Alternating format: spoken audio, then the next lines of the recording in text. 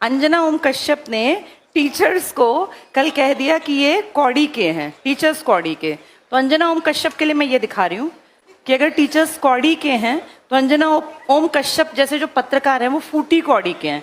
इनकी बहुत सारी प्रॉब्लम्स हैं। अब इतना समझ में आ गया कि अपनी आवाज खुद बुलंद करनी पड़ेगी। जब भी कोई गलत बयानबाजी करे, चाहे वो स्टूडेंट्स को लेकर हो, टीचर्स को लेकर हो, या किसी भी एक जाति पाति को बांटने की कोशिश करें धर्म विशेष पर, तो 100% हर एक को अपने लेवल पे बोलना चाहिए। उससे बड़ी बात और कर दी है। अब मैं तुम्हें दो चीजें दिखाती हूँ बेटा।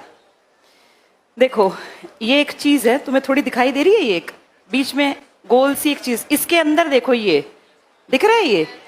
ये सीपी नहीं होती है बेटा, सीप जो होते हैं समुद्र में, कभी अगर तुमने देखा हो सीप मिलता है। इसको ना पहले एक इकाई थी बेटा, ये पैसा तो था नहीं, रुपए थे नहीं उस टाइम पर, ये कौड़ी कहलाती थी, कौड़ी। तो ये कौड़ी है। और अब इसको देखो जरा, इसके बीच में तुम्हें एक छेद दिखाई दे रहा है, ये है फूटी कौड़ी। अंजना ओम कश्यप ने टीचर्स को कल कह दिया कि ये कौड़ी के हैं, टीचर्स कौड़ी के।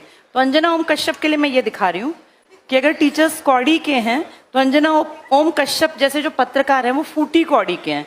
इनकी कोई रिस्पेक्ट नहीं है।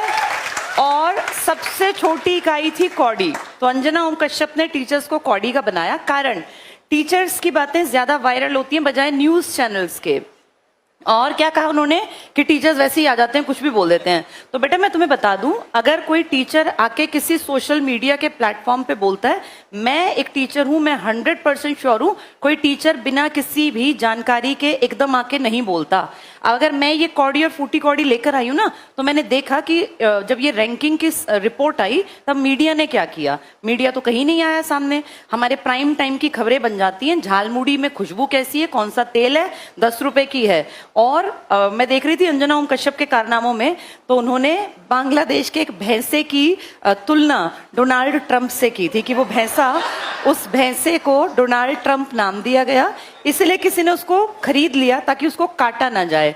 क्या लेवल है हमारी पत्रकारिता का। और अंजना ओम कश्यप ना सबसे हाईली पेड इनमें आती हैं, जो ये होते हैं क्या बोलते हैं इनको, जर्नलिस्ट। कितनी बड़ी नेगेटिव एक खबर बनी थी जब व्लादिमीर पुतिन सामने बैठे थे और दो ये महिलाएं, हमारी सो कॉल्ड सबसे बड़ी पत्रकार, जो इनकी बॉडी लैंग्वेज थी, जिस तरीके से ये बैठी थी, बोलना नहीं चाहिए लेकिन वो बेहद नेगेटिव, उसको सुन लेना, देख लेना।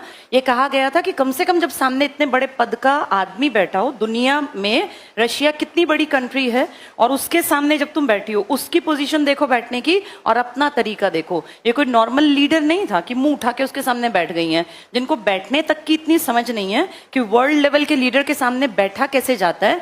वो कंपेयर कर रही हैं कि टीचर्स की जो औकात है वो कौड़ी की है, और टीचर्स कुछ भी बोल देते हैं। और कह रही हैं शिक्षक और टीचर में अंतर होता है। फिर कह रही हैं कि स्कूल कॉलेज में बच्चे नहीं जाते, वो कहते हैं कोचिंग की तरफ चलो। तो भाई तुम स्कूलों में जो कमियां हैं उन पे काम क्यों नहीं करवाते।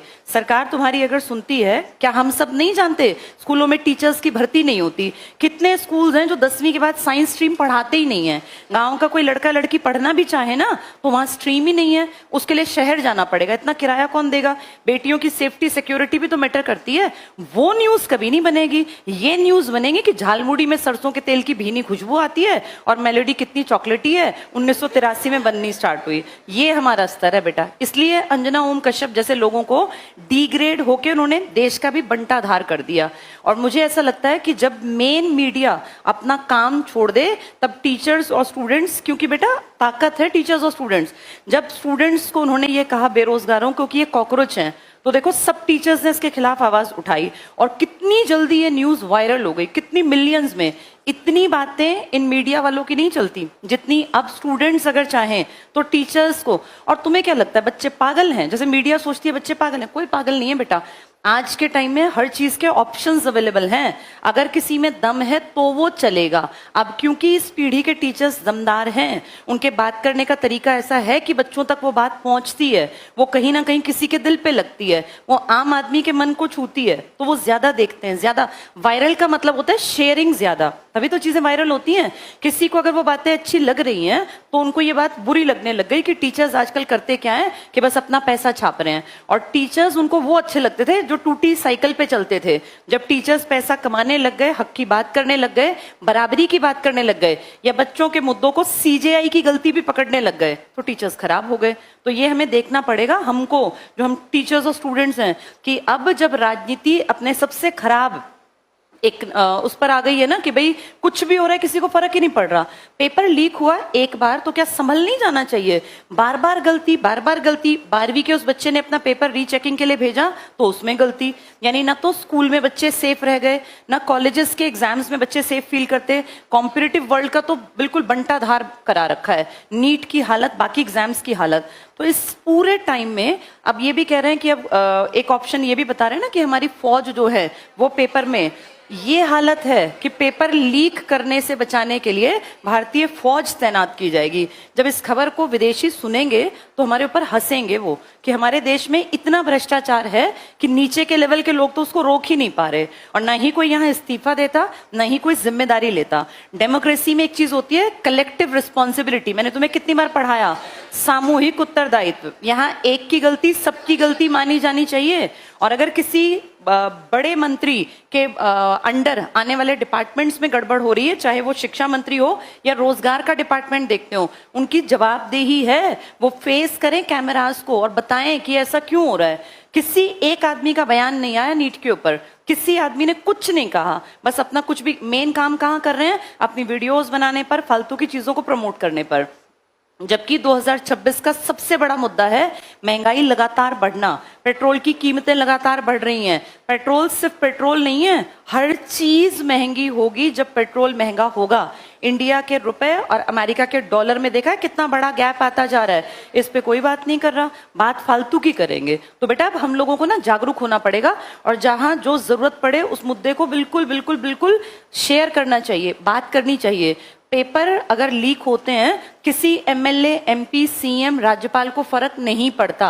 ये फर्क पड़ेगा सिर्फ और सिर्फ तुम जैसे स्टूडेंट्स को या हम जैसे टीचर्स को। पेपर लीक होना नेगेटिव है, क्योंकि इससे सही मेहनत करने वाला बच्चा अपनी पोजीशन को कभी हासिल ही नहीं कर पाएगा। और हम नॉर्मल लोगों को, या मैं अपने आप को देखूं, मुझे भी ऐसा दिखता था कि भाई अगर हमारे पास बहुत अच्छी कमाई नहीं है, पैसा नहीं है, बहुत स्ट्रांग बैकग्राउंड नहीं है, तो हम मेहनत करके पैसा कमाएं और अपने बैकग्राउंड को ठीक कर ले। ये हमारे टाइम में भी था, तुम्हारे टाइम में भी है। आज मैं 43 इयर्स प्लस है मेरी एज। 20-22 साल पहले जब मेरी एज 20-22 साल की थी, तो मुझे दिखता था कि अगर मैं बहुत मेहनत करूं तो मैं अपनी स्थिति को बदल सकती हूं। और मुझे लगता है हर एक को ये हमेशा मौका मिलना चाहिए कि आप जहां पैदा हुए हैं, मेहनत करके आप उस हालात को, उस माहौल को बदल पाएं। ये हर एक को मौका मिलना चाहिए। यहाँ मैं सबकी बात नहीं कर रही, मेरा मेन मकसद है उन लोगों को जो एग्जैक्ट कहलाते हैं हम मिडिल क्लास परिवार है। हमारे पास बहुत ज्यादा जमीनें नहीं होती, बहुत संसाधन नहीं होते, लेकिन माँ बाप जैसे तैसे करके बच्चे को पढ़ा देते हैं। थोड़ी बहुत सेविंग्स इतनी रखते हैं कि अपना छुटपुट सा सिर पे छत या तो किराए की कर देते हैं, या कम से कम एक छोटा मोटा घर बना लेते हैं, और अपने बच्चों को जमा पूंजी के नाम पर बस इतना दे पाते हैं कि पढ़ाई लिखाई करा दी, तुम्हें खिला पिला दिया, 20-22 साल हमने तुम्हारा जो है जीवन चला दिया, अब आगे मेहनत करो, अपनी लाइफ को अच्छी बनाओ। पीछे बैक पे किसी को फैक्ट्री लगी हुई नहीं मिली। हम में से किसी को नहीं मिलता कि तुम्हारे पीछे ये 5 शोरूम है, बस यहाँ जाके कलेक्ट कर लाना, या ये 5 पेट्रोल पंप लगा के दे दिए। जिस परिवार से तुम हो, मैं भी ऐसे परिवार से थी, हमें मिला कुछ नहीं था, विरासत में कुछ नहीं मिलता। सिर्फ इतना है कि पढ़ लिख गए, मेहनत करके पोजीशन बना लें ताकि आगे बढ़ जाएं। और ये अंजना ओम कश्यप जैसे जो लोग हैं, ये टीचर्स की बुराई करने लग गए, क्योंकि टीचर्स की बातों को सुना जाने लग गया। स्टूडेंट्स को जब कह रहे हैं कि ये पैरासाइट हैं तो वो खुश हैं। स्टूडेंट्स को कह रहे हैं बेरोजगार लोग कि ये बेरोजगारों को कि ये कचड़ा है, कूड़ा है, ये गंदगी है, ये कॉकरोच हैं, तो वो खुश हैं। कॉकरोच जनता पार्टी बन गई तो लोगों को दिक्कत हो गई। मैं ये नहीं कह रही कि पार्टी ठीक थी गलत थी, मुझे नहीं पता, बहुत सारी बातें होती हैं, लेकिन फिर भी हम अगर देखें तो अगर इस टाइम की स्थिति को आंकें तो सबसे ज्यादा पिस रहा है स्टूडेंट्स। जहां सुनते हैं पेपर लीक, जहां सुनते हैं पेपर लीक। एक स्कूल में पढ़ने वाला, कॉलेज में एडमिशन की इच्छा रखने वाला, CUET वाला और रोजगार की इच्छा रखने वाला, 3 ही लेवल तो हैं हम स्टूडेंट्स के, या तो स्कूल वाले, या कॉलेज वाले, या नौकरी की इच्छा रखने वाले। मिडिल क्लास इन तीनों में से ही तो दुखी बैठा है। आज हालात ये हैं कि ना तो ये पता कि नौकरियां कब निकलेंगी, जब निकलेंगी तो उनका पेपर कब होगा, वो कहीं स्टे में तो नहीं रोक दी जाएंगी, कहीं पेपर होने के टाइम पे लीक तो नहीं हो जाएगा, रिजल्ट कब आएगा, नॉर्मलाइजेशन का प्रोसेस क्या होगा, कहीं मेरे नंबर बहुत अच्छे आने के बावजूद कट तो नहीं जाएंगे। अगर इस टाइम हम देखें तो कितने ज्यादा प्रेशर में हैं वो बच्चे जो पढ़ रहे हैं। जैसे मैं अगर देखूं, हमारे दिमाग पे इतना प्रेशर नहीं था, हमें पता था मेहनत करेंगे पेपर पास हो जाएगा, एक नहीं दो नहीं 3-4 बार पढ़ते रहेंगे, लगातार पेपर देंगे, पेपर पास होगा।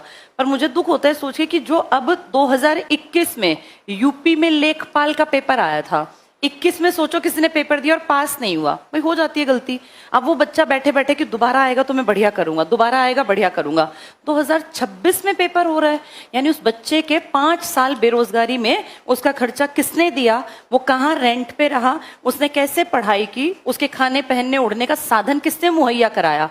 और अगर वो उस टाइम पर वो लड़का या लड़की 23 या 24 साल के थे तो उनके ये 5 साल इसका खामियाजा कौन भुगतेगा। अब वो हो गए 28 साल के, 29 साल के, वो कहाँ जाएं, ना वो शादी कर पाए, ना वो घर बसा पाए, ना उनकी नौकरी लगी, ना बुजुर्ग होते माँ बाप को कोई केयर दे पाए। कईयों के तो इस बीच में पिता भी चले गए जिनका सपना था कि पिताजी के हाथ में पहली तनख्वाह रखनी है हमें।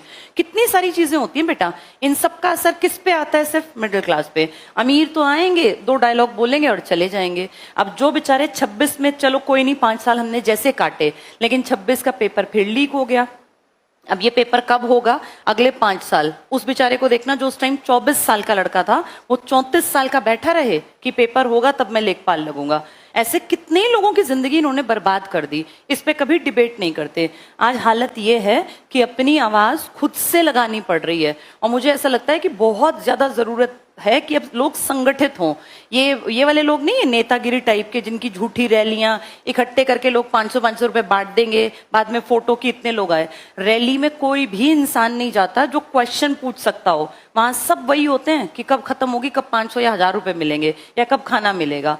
जैसे तुम जैसे जो स्टूडेंट्स है ना, अब बेहद जरूरी है कि सब लोग संगठित हों, गलत के खिलाफ बुलंद आवाज उठाएं, क्योंकि अब पानी बेटा सिर पे से गुजर गया, बिल्कुल ही हद दर्जे की बेशर्मी हो गई। तुम अपने आप को भी देखो, तुम लोगों ने सीईटी का नाम सुना था, और ये घटना है 2022 की, जब पहली बार पेपर लिया। उस 22 से आज जब मैं ये बात कर रही हूं, हम ये बात कर रहे हैं जून 2026 में।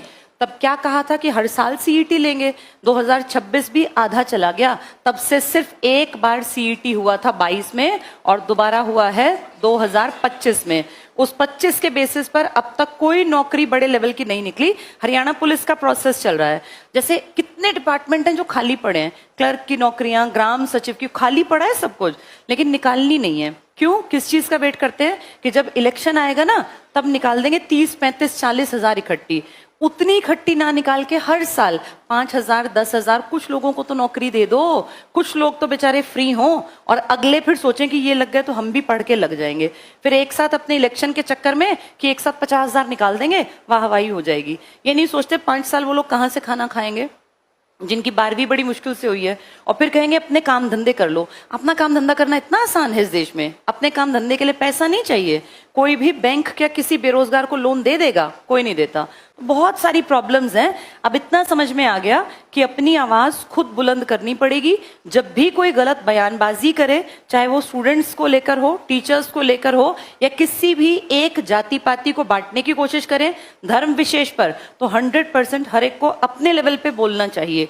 ये डेमोक्रेटिक कंट्री है, यहाँ हमारा काम करना तो था विपक्ष को, लेकिन दुख की बात है कि हमारा विपक्ष बैठे तो हैं विपक्ष में, लेकिन उतने दमदार तरीके से बात नहीं रख पाते। अदरवाइज ये मुद्दे इतने बढ़ते नहीं जाते। विपक्ष इतना दमदार होना चाहिए कि आम आदमी को बोलना ही ना पड़े, हमें खुद बोलना पड़ता है, जबकि हमारी बात उनको बोलनी चाहिए और दम लगा के बोलनी चाहिए। अब देखते हैं कब विपक्ष जागेगा, कब ये बात वहां संसद में गूंजेगी, कब ये विधानसभाओं में गूंजेगी। अब प्रॉब्लम ये है, तब तक हम वेट करते रहें या अपनी बातों को अपने प्लेटफॉर्म से बोलते रहें। तो जहां जो बैठा है, जिस लेवल पे, अगर तुम्हें लगता है गलत है, कोई भी पार्टी गलत करे, चाहे बीजेपी हो, कांग्रेस हो या अदर पार्टी, हमेशा अपनी आवाज उठानी चाहिए, तभी तो जीवित कहलाएंगे बेटा।